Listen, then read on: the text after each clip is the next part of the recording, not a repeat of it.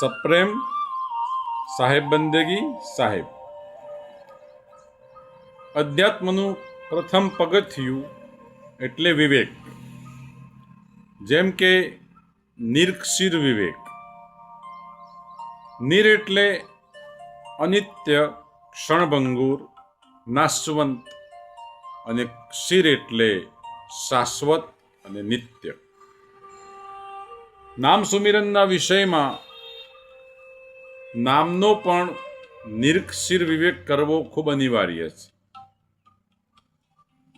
એક નામ એ છે કે જે વસ્તુ, વ્યક્તિ, કોઈ ચીજ, પેય પદાર્થ એની ભૌતિક ઓળખ છે, એ નામ છે.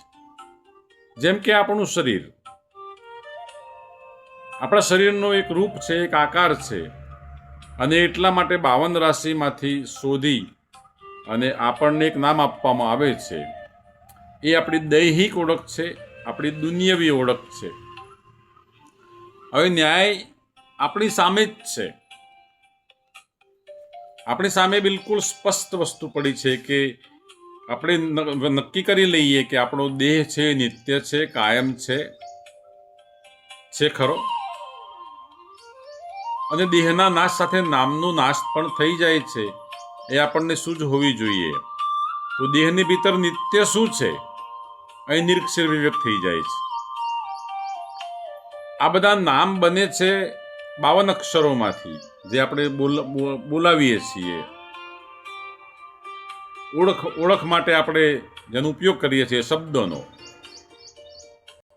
એટલા માટે આ નામોને મિથ્યા કહ્યા છે, જેની સાક્ષી આપણને ગુરુબોધમાં સદગુરુ જ આપે છે. પહેલા જ વાક્યમાં કે નામ રૂપ ગુણ નાશ, અને ચોથું પદ અવિનાશ. નામ રૂપ ને ગુણથી પર તારું પોતાનું સ્વરૂપ છે, એ અવિનાશ છે. હવે મિથ્યા નામ એટલે દેહાધ્યાસ, મનની એક જડતા.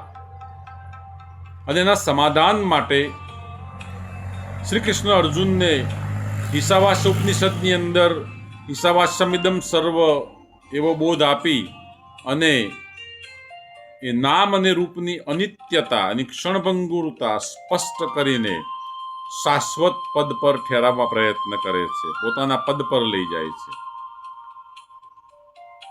આપણે અધ્યાત્મશાસ્ત્રમાં જો જોઈએ તો આપણને ઘણા દાખલા મળશે. સતી લોયણ પણ લાખાને કહે છે, જીરે લાખા નામને રૂપ તમે મિથ્યા કરી માનો. તમે એવી રીતે એક ઘરમાં આવો, ઘર એટલે પોતાના સ્વરૂપમાં. ગંગા સતીએ પાનબાઈને પણ કીધું કે નામને રૂપ જેણે મિથ્યા કરી માન્યું, જેને સદાય ભજનનો આહાર. કોને?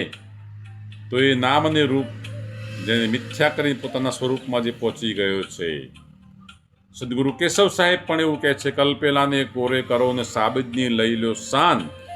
નામ રૂપ ગુણ છૂટતા કેશવ પદ નિર્વાણ. એ અવિચલ પદ છે. તો સાહેબની પ્રેરણાથી મને પણ એક તરંગ આવ્યો, અને એ તરંગમાં એવું કહેવાય ગયું કે નામ રૂપ ગુણ તારા નથી, અખંડી તું પોતે આપ. સદગુરુ કેરી શાનમાં બાલક તળે સગળા સંતાપ. પછી નામરૂપાત્મકના જે સંતાપ છે, કારણ કે નામરૂપમાં ભય છે, અને નામરૂપથી પર એ નિર્ભયતા છે. હવે જે નામ નિરંતર વણ જપે, વણ ઉચ્ચારે, અહર્નિશ સાક્ષી તરીકે અનુભવવાનું છે, એનો વિવેક સાહેબ કબીર કરતા કહે છે. એનો વિવેક સાહેબ કબીર કહે છે કે અખંડ સાહેબ કો નામ और सब खंडित है.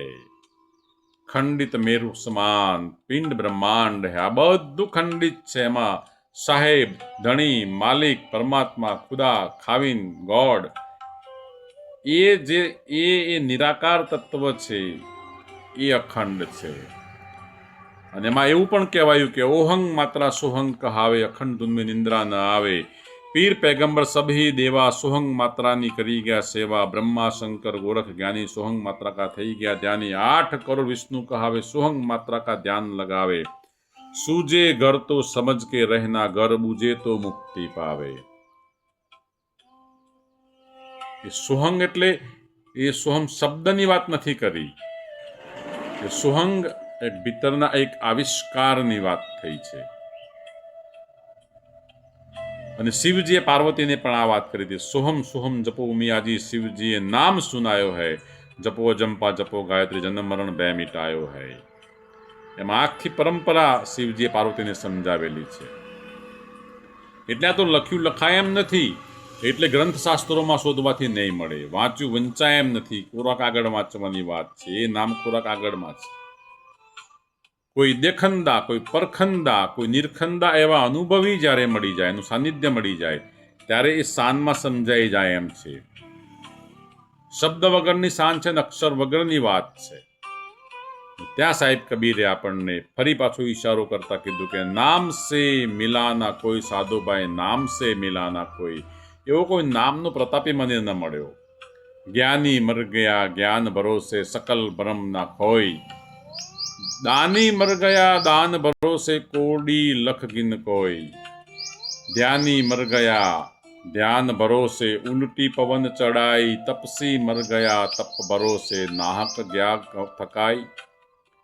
काष्ट पत्थर सोना चांदी सुंदर मूर्त बनाई.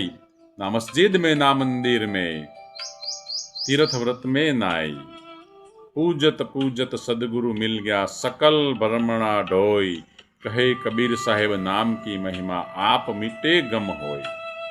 સદગુરુ કબીર સાહેબે પણ કીધું કે જ્યારે આપાપણું છૂટી જાય, જ્યારે દેહ ભાવ છૂટી જાય, અને એ સદગુરુ જ્યારે દેહ ભાવ છોડાવે પછી ગમ હોય, એટલે એ અગમની ગમ પછી પડે એમ છે.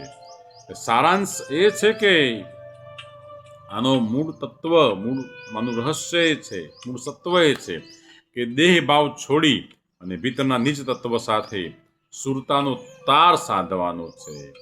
અને એને સુમિરન કીધું છે. ત્યાં હોઠ કંઠ હાલે નહીં, જીભ્યા રટે નહીં રામ, રામ હમારો જપ કરે મેં બેઠું આરામ.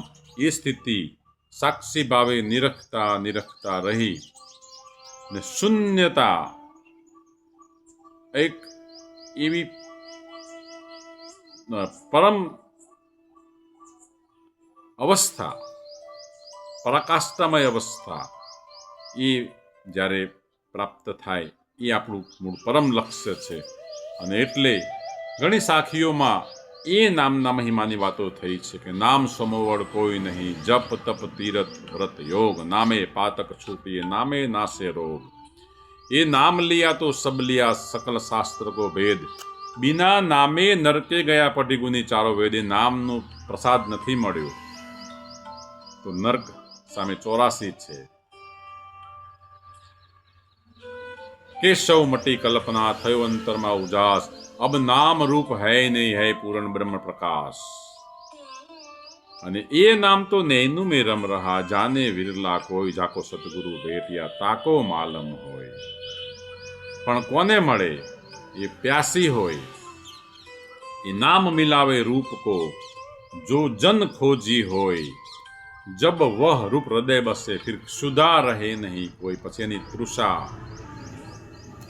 સંતૃપ્તિ આવી જાય છે. એ નામ દાસી જીવણ સાહેબે કીધું કે નામ ભજન બિના નહીં નિસ્તારા, જાગ રે જાગ મન ક્યું સોતા. એ નામ જેને નથી જડ્યું એ સૂતા છે. જાગ્રત નગરીમાં ચોર ન લૂંટે, જખ મારેગા જમદૂતા. આ જાગ્રત નગરી ત્યારે કહેવાશે કે જ્યારે નામનું સુમિરન અહર્નિશ નિરંતર દ્રષ્ટા ભાવે અનુભવમાં આવશે. એ નામ જ્યારે સદગુરુ દ્વારા પ્રાપ્ત થાય છે ત્યારે ત્યાં આપણને જીવનની સાર્થકતા, આપણું જીવન કૃતકૃત્ય થઈ જાય છે. સાહેબ બંદગી સાહેબ.